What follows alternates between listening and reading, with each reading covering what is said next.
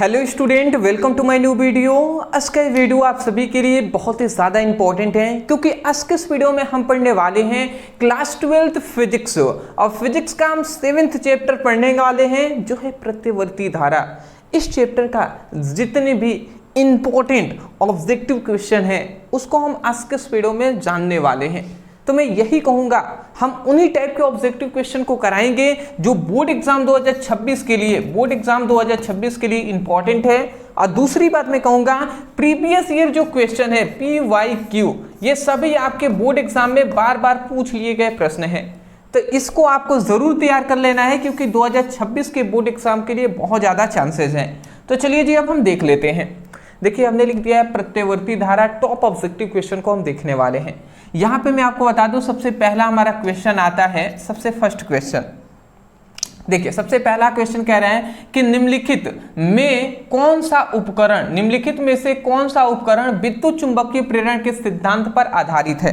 तो यहाँ पे ये आपसे पूछ लिया गया निम्नलिखित में से कौन सा ऐसा मशीन है, उपकरण है जो विद्युत चुंबकीय प्रेरण के सिद्धांत पर आधारित है। वोल्ट मीटर है, विद्युत मोटर है, विद्युत जनरेटर है या अमीटर है। तो याद रखेंगे विद्युत चुंबकीय, यहाँ पे याद रखेंगे विद्युत चुंबकीय प्रेरण के जो सिद्धांत पर कौन है जी, तो यहाँ पे याद रखेंगे कौन है हमारा विद्युत जनरेटर है, ठीक है ना, जो कि ऑप्शन हमारा सी सही हो जाएगा।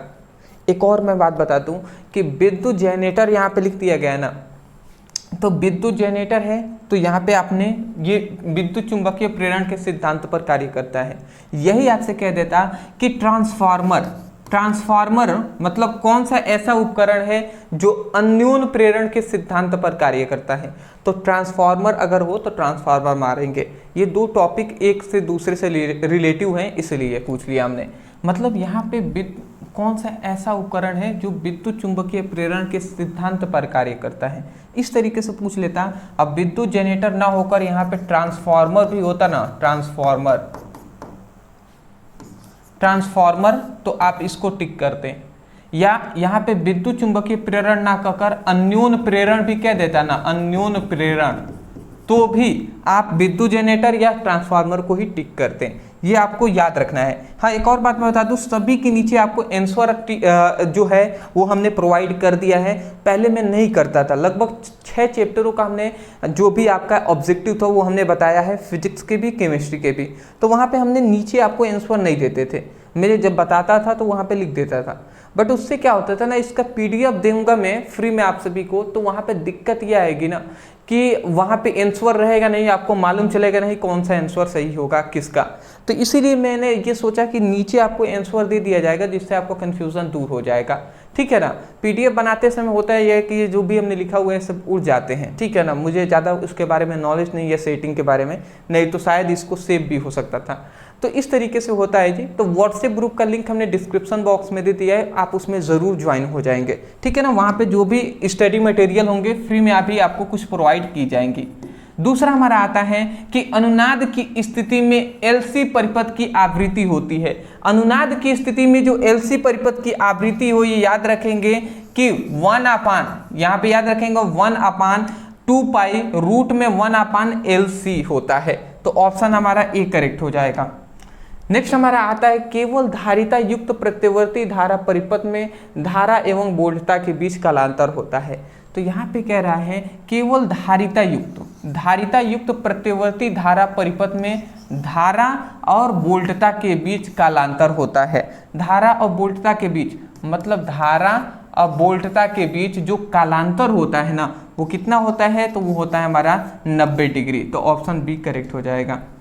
नेक्स्ट हमारा क्वेश्चन आता है शुद्ध विद्युत प्रेरकीय परिपथ। यहाँ पे एक याद रखेंगे, शुद्ध विद्युत प्रेरकीय परिपथ में शक्ति गुणांक का मान होता है। अब शक्ति गुणांक का मान कितना होता है, तो 0 होता है, ये आप याद रखेंगे। नेक्स्ट हमारा क्वेश्चन आता है निम्नलिखित में से कौन सा एक संधारित्र द्वारा अवरुद्ध है। कौन है जो एक संधारित्र द्वारा अवरुद्ध है, तो यहाँ पे याद रखेंगे DC जो है ना, डायरेक्ट करंट, तो ये हमारा क्या है, संधारित्र द्वारा अवरुद्ध होता है, रुकावट होता है। ये सब आपको याद कर लेना है, ज़्यादा इसमें कुछ है नहीं। एसी परिपथ में शक्ति केवल व्यय होती है। मतलब एसी मतलब अल्टरनेट करंट, मतलब प्रत्यवर्ती धारा परिपथ में शक्ति केवल व्यय होती है। किसमें, मतलब शक्ति किसमें से निकलती है, तो याद रखेंगे प्रतिरोध में से ना क्या होता है, जो शक्ति केवल क्या होती है, निकलती रहती है। क्या होती है, निकलती रहती है। किसमें से, प्रतिरोध में से। नेक्स्ट हमारा आता है प्रतिबाधा का मात्रक है। प्रतिबाधा का मात्रक क्या हो जाएगा, ओम है, टेस्ला है, हेनरी है, फैराडे है। तो प्रतिबाधा का जो यूनिट होता है ना वो क्या होता है जी, ओम होता है। क्या होता है, ओम होता है, ऑप्शन ए। विद्युत लैंप में व्यवहार आने वाला धारा होती है। विद्युत लैंप में व्यवहार आने वाली जो धारा है वो डायरेक्ट करंट है, अल्टरनेट करंट है, या दोनों है, या इनमें से कोई नहीं।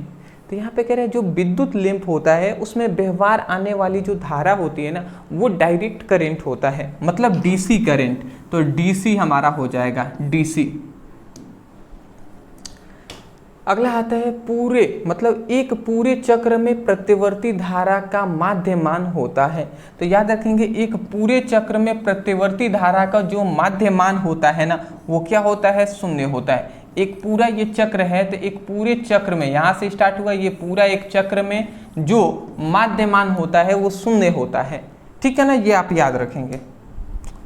नेक्स्ट हमारा 10th क्वेश्चन आता है कि केवल धारिता युक्त प्रत्यवर्ती धारा परिपथ में धारा और वोल्टता के बीच कालांतर होता है। तो यहाँ पे कह दिए, देखिए धारा और वोल्टता के बीच कालांतर होता है। अभी ना हमने बताया, ये क्वेश्चन रिपीट हो रहा है, धारा और वोल्टता के बीच कालांतर होता है। तो कितना, अभी हमने ये क्वेश्चन कराया है 90 डिग्री।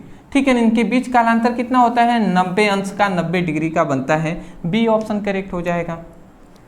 अगला कह रहे हैं एक ऊंचाई ट्रांसफार्मर की द्वितीय कुंडली में धारा के मान प्राथमिक कुंडली के तुलना में होता है। देखिए मतलब एक ऊंचाई ट्रांसफार्मर है तो वो द्वितीय कुंडली की में धारा का मान प्राथमिक कुंडली में धारा के मान से क्या होता है, बराबर होता है, कम होता है, अधिक होता है, या इनमें से कोई नहीं। तो याद रखेंगे ऊंचाई ट्रांसफार्मर होता है, एक होता है अपचाई ट्रांसफार्मर। ठीक है ना, तो ऊंचाई ट्रांसफार्मर में द्वितीय कुंडली में, ठीक है ना, द्वितीय कुंडली में धारा का मान प्राथमिक कुंडली में धारा का मान से क्या होता है, कम होता है। सही बात है। ठीक है ना, क्योंकि जो ऊंचाई ट्रांसफार्मर होता है उसमें द्वितीय कुंडली में जो धारा का मतलब द्वितीय कुंडली में ना द्वितीय जो कुंडली होती है वो प्राथमिक कुंडली से क्या होती है, कम होती है। अगला कह रहा है किसी एलसीआर परिपथ में अनुनाद की स्थिति में आरोपित वोल्टेज और धारा के बीच कालांतर है। तो ये भी वही बात अभी कह दिया कि वोल्टेज और धारा के बीच, धारा और वोल्टेज के बीच क्या है या वोल्टेज और धारा के बीच क्या है, उसका कालांतर कितना होता है, यहाँ पे याद रखेंगे 90 डिग्री। ठीक है ना, 90 डिग्री होता है, बट यहाँ पे 0 डिग्री हमने लिखा हुआ है क्या, कैसे, यहाँ पे कुछ अंतर है। एलसीआर परिपथ में अनुनाद की स्थिति में, अच्छा यहाँ पे याद रखें, देखिए अनुनाद की स्थिति कह देना, अनुनाद की स्थिति, तब वहाँ पे वोल्टेज और धारा के बीच जो कालांतर होगा वो क्या हो जाएगा, 90 डिग्री नहीं होगा उस समय पर 0 डिग्री हो जाएगा। सही है, अनुनाद की स्थिति में है ना, इसलिए। अगला आता है निम्नलिखित में से कौन ऊंचाई ट्रांसफार्मर के लिए सही है। तो ऊंचाई ट्रांसफार्मर के लिए कौन सा सही है, तो देखिए ऊंचाई जो ट्रांसफार्मर है ना उसमें हमने क्या जाना है कि द्वितीय कुंडली में जो फेरों की संख्या होती है वो अधिक होती है प्राथमिक कुंडली में फेरों की संख्या से, ये हम जानते हैं। तो द्वितीय कुंडली में फेरों की संख्या अधिक होती है प्राइमरी मतलब प्राथमिक कुंडली में फेरों की संख्या से। इसका मतलब ये होगा कि द्वितीय कुंडली में फेरों की संख्या अधिक है, तो जिसमें फेरों की संख्या कुंडली में फेरों की संख्या अधिक होगी, जाहिर सी बात है इसका वोल्टेज भी द्वितीय कुंडली में वोल्टेज भी अधिक होगा। तो यही बात है। तो यहाँ पे देखेंगे तो यहाँ पे बी ऑप्शन में क्या दिखाया गया है कि द्वितीय मतलब सेकेंड कुंडली में जो वोल्टेज का मान है वो अधिक है, क्या है, अधिक है प्राथमिक कुंडली में। तो यही ऑप्शन हमारा करेक्ट हो जाएगा। ठीक है ना, बी। अगला आता है ट्रांसफार्मर एक परिणामीय अनुपात है। ट्रांसफार्मर का एक परिणामीय अनुपात है तो वो क्या होता है जी, जो हमारा द्वितीय कुंडली में वोल्टेज होता है वो प्राथमिक कुंडली में वोल्टेज के अनुपात के क्या होता है, बराबर होता है। अगला आता है डिस्क धारा के लिए प्रेरणकीय प्रतिघात होता है। डिस्क धारा के लिए प्रेरणकीय प्रतिघात का जो मान होता है वो 0 डिग्री होता है। तो ये हमारा ये हो गया 0 हो गया जी, प्रेरणकीय प्रतिघात का मान होता है, प्रेरणकीय प्रतिघात होता है। तो प्रेरणकीय प्रतिघात का यही न है जी XL = 2πfL होता है।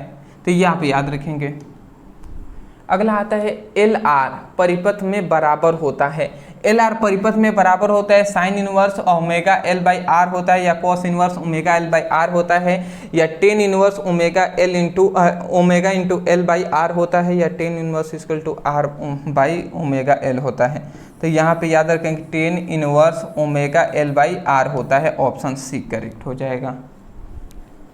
शक्ति गुणांक के बराबर होता है। शक्ति गुणांक जो होता है वो बराबर होता है किसके, R/Z के, ठीक है ना, R/Z के शक्ति गुणांक बराबर होता है। प्रत्यवर्ती धारा परिपथ में यथार्थ माध्यम शक्ति का व्यंजक होता है। तो यहाँ पे याद रखेंगे प्रत्यवर्ती धारा परिपथ में यथार्थ माध्य शक्ति का व्यंजक होता है। तो वो क्या होता है जी, P average = ERMS × IRMS = cos phi। तो ये ऑप्शन हमारा डी करेक्ट हो जाएगा। RC का विमीय सूत्र होता है। R मतलब प्रतिरोध, C मतलब धारिता है, तो संधारित्र की धारिता। तो RC की विमीय सूत्र होता है। तो याद रखेंगे M0 L0 और T1 होता है, ऑप्शन डी करेक्ट हो जाएगा। ट्रांसफार्मर के लिए निम्नलिखित में कौन सही है, ट्रांसफार्मर में निम्नलिखित में कौन सही है जी। तो ट्रांसफार्मर क्या करता है, AC करंट को DC करंट में बदलता है, या DC को AC में, या DC को बढ़ाता या घटाता है, या AC की वोल्टता को बढ़ाता या घटाता है। ट्रांसफार्मर का यही काम है ना चुपचाप, कि अल्टरनेट जो करंट होता है, मतलब प्रत्यवर्ती जो धारा की वोल्टता होती है उसको बढ़ा देगा या घटा देगा। ये सब हमने ट्रांसफार्मर जब पढ़ाया है ना, तो उसमें हमने बताया हुआ है। पूरी इसकी परिभाषा ही यही है कि ये क्या कहता है, ट्रांसफार्मर एक ऐसा उपकरण है जो प्रत्यवर्ती धारा परिपथ के मान को बढ़ा देता है या घटा देता है, यही तो करता है ना। धारितीय प्रतिघात होता है, धारितीय प्रतिघात होता है 1/ωc होता है। अगला आता है अपचायी ट्रांसफार्मर में कौन सी राशि घटती है। तो अपचायी ट्रांसफार्मर में याद रखेंगे जो वोल्टेज होता है ना वो घटता है, ठीक है ना। अपचायी ट्रांसफार्मर में वोल्टेज का मान घटता है। अगला आता है यांत्रिक ऊर्जा को विद्युत ऊर्जा में बदलने वाला यंत्र कहलाता है। यांत्रिक ऊर्जा को किस में बदलेगा, विद्युत ऊर्जा में। तो ये कौन करता है, तो ये हमारा डायनोमो, जिसे हम जेनेटर, विद्युत जेनित्र कहते हैं, या जेनेटर भी हम कहते हैं, जो शादी विवाह में यूज करते हैं। तो ये क्या करता है, यांत्रिक ऊर्जा जैसे डीजल उजल को लेता है और विद्युत ऊर्जा हमें इलेक्ट्रिक देता है। तो यही बात है जी। अगला आता है यदि किसी उच्चाई ट्रांसफार्मर के प्राथमिक एवं द्वितीयक में क्रमशः N1 व N2 लपेटा है तो वहां पे क्या होगा। तो एक अपचाई ट्रांसफार्मर है, उसमें प्राथमिक एवं द्वितीय कुंडली में क्रमशः N1 व M2 लपेटा है तो सिंपल सी बात यही तो हमने बताया है ना कि द्वितीय कुंडली में जो फेरों की संख्या होती है वो अधिक होती है प्राथमिक कुंडली में फेरों की संख्या के। तो द्वितीय कुंडली के लिए N2 का उपयोग किया गया है, तो हम NS का उपयोग किए थे, तो N2 हो जाएगा, और ये प्राथमिक के लिए N1 हो जाएगा। तो यही तो हमारा हो जाएगा, ये ऑप्शन बी करेक्ट हो जाएगा। तो इसका स्क्रीनशॉट आप लेते हुए चलिएगा।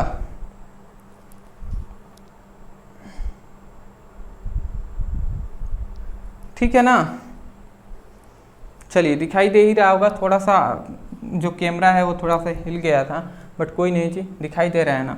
अगला आता है एलसी परिपथ की शक्ति गुणांक होता है। एलसी परिपथ की जो शक्ति गुणांक का जो मान होता है वो याद रखेंगे कि R/रूट में L²/ωL होता है, ठीक है ना। हेनरी का मात्रक है, तो हेनरी का जो मात्रक होता है वो प्रेरकत्व होता है, ये आप याद रखेंगे। नेक्स्ट हमारा क्वेश्चन आता है डायनोमो के कार्य का सिद्धांत आधारित है। डायनोमो विद्युत चुंबकीय प्रेरण के सिद्धांत पर कार्य करता है, ये तो हमने जान लिया। यदि यहाँ पे विद्युत चुंबकीय प्रेरण न देता तो आप क्या लिखते हैं, यहाँ पे अन्योन प्रेरण के सिद्धांत पर कार्य करता है, ऐसे भी लिख सकते थे।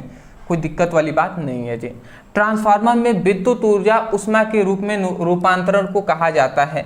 तो याद रखेंगे ट्रांसफार्मर में जो विद्युत ऊर्जा क्या होगा, उष्मा के रूप में रूपांतरित हो जाएगा, बदल जाएगा, तो उसी को हम तारमक्षय कहते हैं, तारमक्षय कहते हैं। जो लोहे गर्म होते हैं ना, तांबे की जो सभी, तो उससे जो ऊर्जा निकलती है उसे तारमक्षय ही कहा जाता है।